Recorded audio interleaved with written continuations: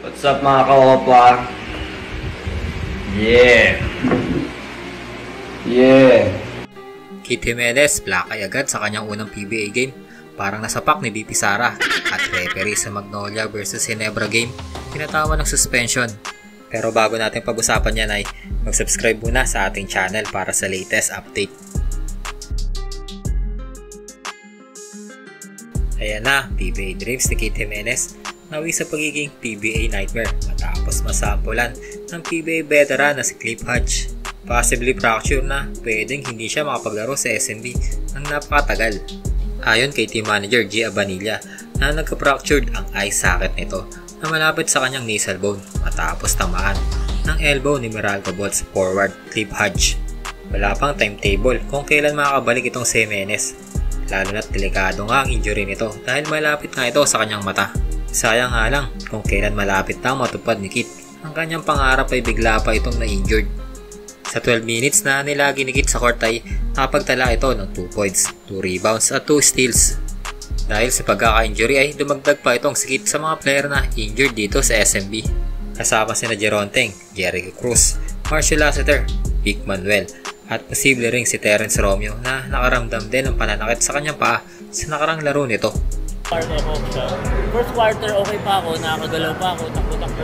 Tapos nagulat ako nung sudden sprint ko, pagka-stop ko ng biglang ang sakit. Kasi hindi ko na siya may tawag doon, may lakad na maayos. So sabi ko, baka mamaya, pag pinilit ko, baka may ibang part naman may mag-compensate or lalo lang siya na mabugbog. I mean, sabi ko, di ko na lang hindi ko na lang hinilit kasi sabi ko parang ayoko naman mag-miss ng maraming laro. Ayoko nang mawala ng mga important games namin. Mas priority ko ngayon na matapos ko yung conference. Ayoko yung nakapaglaro ko, pinilit ko, tapos mamaya mag-cause pa ng out ako of the conference. Ayoko na yung ganun. Kaya nasa mind ko, kahit na ininuman ko ng Arcoxia para makapaglaro ako, talagang pinipilit pa rin ang masakit. Sabi ko hindi talaga kaya, hindi ko pwede pilitin.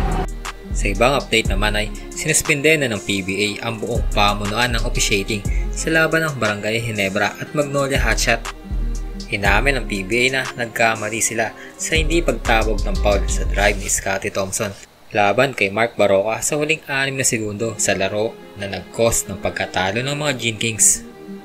Ito daw ay unacceptable dahil meron talagang contact at nag-fail silang tawagan ang mga ganitong klaseng senaryo, lalo na at crucial pa ito.